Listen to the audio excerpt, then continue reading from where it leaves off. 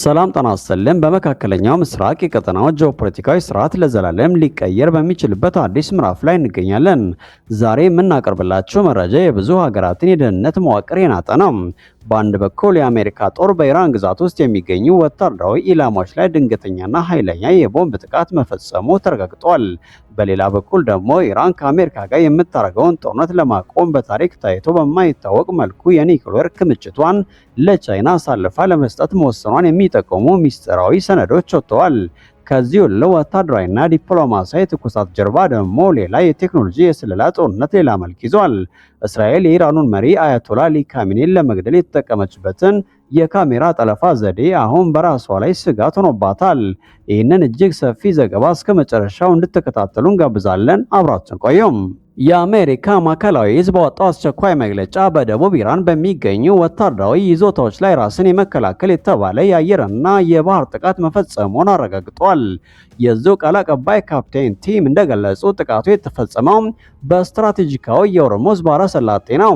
የአሜሪካ ጦር የኢራን አብዮታዊ ዘበኛ የአርጂሲ ጀልባዎች በባህረ ሰላጤው ላይ የባህር ውስጥ ፈንጂዎችን ሲቀብሩ እጅ ከፍንጅ ይዣቸዋል ብሏል።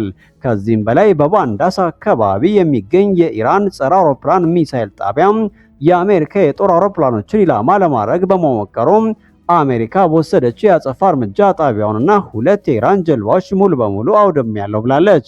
ምንም እንኳ በሁለቱ ሀገራት መካከል የተኩስ አቁም ስምምነት አለ ቢባልም ይህ ጥቃት ስምምነቱን ለከፍተኛ አደጋ አጋልጦታል። በባንዳስ አካባቢ በሲሪክና በጃክስ አካባቢዎች ከፍተኛ ፍንዳታዎች የተሰሙ ሲሆን የፔንታጎን ባለስልጣናት ለአሁኑ ጥቃቱ አብቅቷል፣ ነገር ግን ትንኮሳው ከቀጠለ እርምጃችን ይቀጥላል ሲሉ አስጠንቅቀዋል። በዲፕሎማሲው ረገድ የተሰማው ዜና ደግሞ ዓለምን እያስደነገጠ ይገኛል። በዶሃ እየተካሄደ ካለው የሰላም ድርድር የወጡ መረጃዎች እንደሚያመለክቱት ኢራን ከአሜሪካ ጋር የምታደርገውን ጦርነት ለማቆም እጅግ አስቸጋሪ ቅድመ ሁኔታ አቅርባለች። ቴህራን በከፍተኛ ደረጃ የበለጸገ የዩራኒየም ክምችቷን ለቻይና አሳልፋ ለመስጠትና በቤጂንግ ቁጥጥር ስር እንዲቀመጥ ተስማምታለች። ኢራን ይህንን ለማድረግ የፈለገችው የትራምፕን አስተዳደር በፍጹም ስለማታምን ሲሆን ፕሬዝዳንት ሺጂፒንግ የዚህ ስምምነት የመጨረሻ ስትራቴጂ ዋስትና እንዲሆን ትፈልጋለች። ባለፈው ግንቦት 20 ቀን ፑቲንና ሺጂፒንግ በቤጂንግ ተገናኝተው ዩራኒየም ሩሲያ ውስጥ እንዲቀመጥ ሀሳብ አቅርበው የነበረ ቢሆንም አሜሪካ ግን ለሩሲያ የደህንነት ዋስትና አልሰጠችም። አሁን ግን ቻይና በመካከለኛው ምስራቅ ያለውን የስልጣን ክፍተት በመሙላት የቀጠናው ትክክለኛ ሀያል እየሆነች ነው። የፓኪስታን የጦር አዛዥ ጀነራል አሲም ሙኒር በዶሃ የሚካሄደው ድርድር ለማገዝ በቦታው መገኘታቸው ደግሞ የቻይናን ተጽዕኖ የበለጠ ያጎለዋል። ወደ እስራኤል ስንመለስ ሀገሪቱ በገዛ እጇ የገጠመቻቸው የቻይና ቴክኖሎጂዎች የደህንነት ስጋት ሆኖባታል። የእስራኤል ብሔራዊ የደህንነት ጥናት ተቋም በወጣው ዝርዝር ሪፖርት እስራኤል ውስጥ በስፋት ጥቅም ላይ የሚውሉ የቻይና የደህንነት ካሜራዎች ለኢራን እና ለሂዝቦላ አይንና ጆሮዎች እየሆኑ ነው ተብሏል።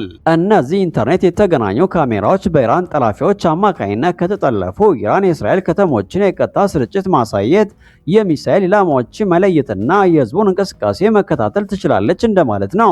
ይህ ስጋት የመጣው ያለ ምክንያት አይደለም። ሪፖርቱ እስራኤል ከዚህ ቀደም ያከናወነችውን ታላቅ የስለላ ስራ አጋልጧል። ባለፈው የካቲት 28 ቀን የኢራኑ ከፍተኛ መሪ አያቶላ አሊ ካሚኒ የተገደሉት የእስራኤል የሳይበር ሰላዮች የቴህራንን የትራፊክ ካሜራዎች በመጥለፍ የመሪውን የደህንነት ክበብ ደረጃ በደረጃ በመከታተላቸው ነበር። አሁን ግን ኢራንና ቻይና ያላቸው ቴክኖሎጂያዊ ጥምረት እየጠነከረ በመምጣቱ ኢራን ይህንኑ ዘዴ በእስራኤል ላይ ለመጠቀም ከፍተኛ ጥረት እያደረገች መሆኑ ተገልጿል። በኢራን ውስጥም ከፍተኛ የመዋቅር ለውጥ እየታየ ነው። የቀድሞ የአርጂሲ አዛዥ የነበሩት መሐመድ ባካር ዞልጋደር የሀገሪቱ የብሔራዊ ደህንነት ምክር ቤት ኃላፊ ሆነው ተሾመዋል። ዞልጋደር በመጀመሪያ መግለጫቸው ከአሜሪካና ከእስራኤል ፊት አንንበረከክም፣ ወደ ኋላም አንመለስም በማለት ዝተዋል። ይህ ሹመት በኢራን ውስጥ የወታደራዊ ክንፉ የበላይነት ሙሉ በሙሉ መንገሱን ያሳያል። ማጠቃለል ያክል መካከለኛው ምስራቅ በአሁኑ ሰዓት በሶስት ግንባሮች ጦርነት ውስጥ ትገኛለች። በባንዳር አባስ በሚሳኤል፣ በዶሃ በዲፕሎማሲ፣ በእስራኤልና በቴህራን ጎዳናዎች ደግሞ በቴክኖሎጂ የስለላ ጦርነት አሜሪካ የቻይናን የኒኩሌር ዋስትና መቀበሏ ቻይናን የቀጠናው ብቸኛ ሀያል ያረጋታል። እስራኤልስ የገጠመችውን በሚሊዮን የሚቆጠሩ የቻይና ካሜራዎች እንዴት ትቋቋማለች? እነዚህ ጥያቄዎች በቅርብ ቀናት ውስጥ ምላሽ የሚያገኙ ይሆናል። ለበርካታ ዓመታት በአሜሪካና በኢራን መካከል እጅግ አወዛጋቢ ሆኖ የቆየው የኒውክሌር ድርድር አሁን ቻይናን እንደ ዋና ተዋናይ ያሳተፈ አዲስ መፍትሄ እየተፈለገለት መሆኑ ተሰምቷል።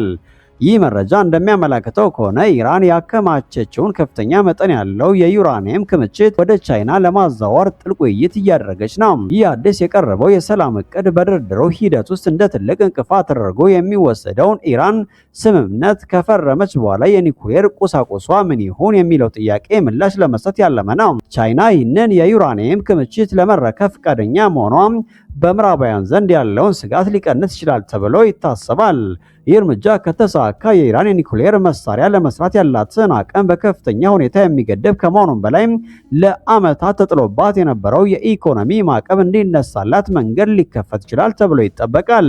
ይሁን እንጂ ነገሮች አሁንም ቀላል አይደለም። ቴህራን የኒኩሌር መርሃ ግብሯ ለኃይል ማመንጫና ለሕክምና አገልግሎት ብቻ የሚውል ሰላማዊ ፕሮጀክት እንደሆነ በተደጋጋሚ ብትገልጽም ዋሽንግተንና አጋሮቿ ግን ይህንን አያምኑም። የኢራን ከፍተኛ መጠን ያለው የዩራኒየም ክምችት በቅጽበት ወደ ወታደራዊ አገልግሎት ሊቀየር ይችላል የሚል ስጋት በዋይት ሃውስ ውስጥ አሁንም እንደ ትልቅ አጀንዳ ቀጥሏል። የኢራን ከፍተኛ ባለስልጣናት በበኩላቸው በድርድሩ ላይ የተወሰኑ መሻሻሎች ቢታዩም አሁኑኑ ስምምነት ላይ ይደረሳል ማለት እንዳልሆነ አሁንም ብዙ የሚቀሩ የቤት ስራዎች እንዳሉ ለዓለም አቀፍ ሚዲያዎች ገልጸዋል። በተመሳሳይ ሰዓት ፕሬዚዳንት ዶናልድ ትራምፕ ያላቸውን ጠንካራ አቋም በድጋሚ አንጸባርቀዋል። ትራምፕ ኢራን የኒኩሌር መሳሪያ ባለቤት እንድትሆን ፈጽሞ አልፈቅድም በማለት ግልጽ የሆነ ቀይ መስመር አስምረዋል። ይህ ንግግር የመጣው በአጋጣሚ አይደለም። አሜሪካ በስትራቴጂካዊ የሆርሙዝ የባህር ወሽመጥ አካባቢ ወታደራዊ እንቅስቃሴዋን እያጠናከረች ባለችበት ወቅት መሆኑም በቀጠናው ላይ ያለው የጦርነት ስጋት የበለጠ እንዲጨምር አድርጎታል።